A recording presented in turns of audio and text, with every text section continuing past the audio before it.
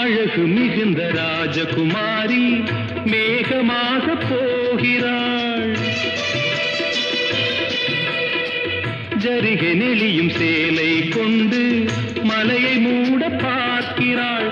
பள்ளம் சிலர் உள்ளம் என ஏன் படைத்தான் ஆண்டவன்? பட்டம் பெற தேடுகின்றேன், எங்கே அந்த நாயகன்? மலையின் காட்சி இறைவன் ஆட்சி. செந்தாழம் பூவில் வந்தாடும் தென்றல் என் மீது மோதுதம்மா.